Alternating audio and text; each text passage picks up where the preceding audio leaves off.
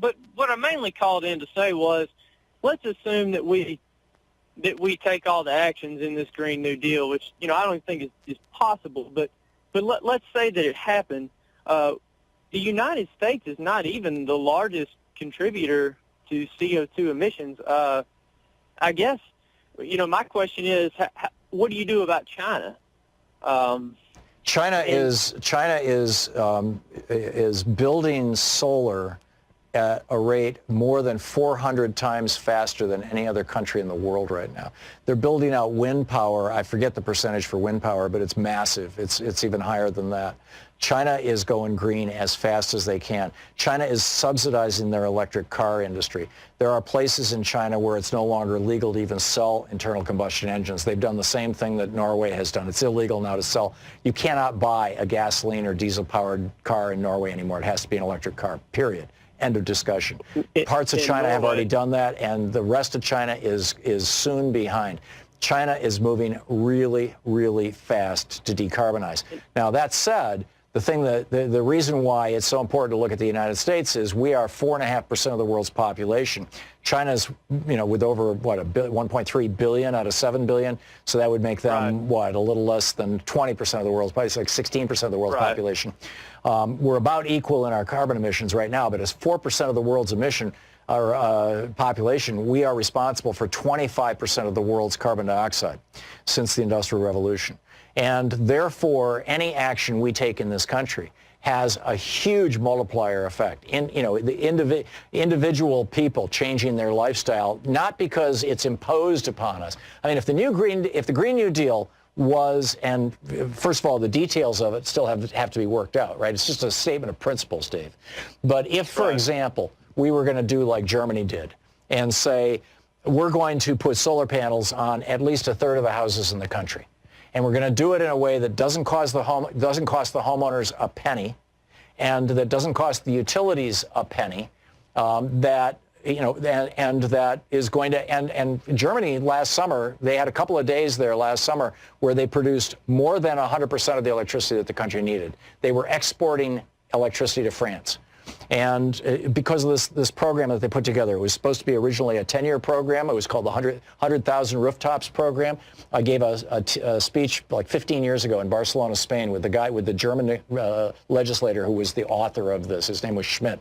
And we keynoted a conference there in Barcelona. And the deal was they knew that they needed to build 2 new nuclear power plants in order to get enough electricity for the demand that they knew was coming in the next 2 decades. And there was this strong, and this was after Chernobyl, and there was this strong opposition in Germany to nuclear power. And so the program that Schmidt came up with is, he said, okay, what's it going to cost to build these 2 nuclear power plants? It's going to cost the equivalent of everybody, or about a third of the people in Germany, spending roughly 7 times what they're spending on electricity for a 10-year period. In other words, we know what the costs are, right? Like the ones that they're building in North Carolina right now, they're like $13 billion. They're going to cost those ratepayers, a couple $100 a month for the next 30 years. So we know what the costs are. So he said, okay, here's what it's going to cost to build these 2 nuclear power plants. And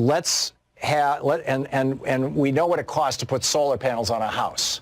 And so, what we're going to do is we're going to go to the banks and say any homeowner who qualifies as a homeowner for an added mortgage, an additional mortgage, to say $10,000 for solar panels on their house, you're going to give them a loan, but it's only going to be at 2% because we're going to subsidize it. There's no possibility of losses. This is going to be pure profit for the banks. We as the government will backstop it. There's going to be a very low default rate anyway. You're talking about homeowners. So people put the solar panels on their houses. It sparked a huge industry in Germany. I mean, hundreds of thousands of people got jobs putting these solar panels on. New factories were built making these solar panels, making the frames, transporting them around the country, number one. Number two, over the 10-year period that you have that mortgage, that second mortgage on your house, the electric company, which was going to build the nuclear power plant, has to buy electricity from you at 700% of retail. So if you're buying electricity right now at 10 cents a kilowatt hour, you're selling electricity to the power company at 70 cents a kilowatt hour. And what they calculated was that's enough that at the end of the year, you have made enough money selling solar power to the power company to pay for that year's mortgage on your solar panels. So it costs you nothing for the 10 years that you owe the money to the bank. And it costs the utility the exact same cost as building 2 nuclear power plants for the 10 years that they're having to pay you 7 times what the retail cost of electricity is.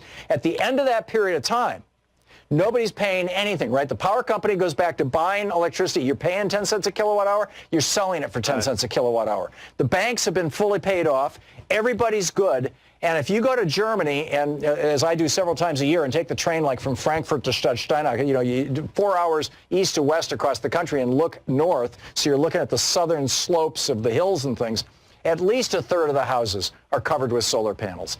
And it costs nobody anything. That's a Green New Deal, Dave. What's wrong with that?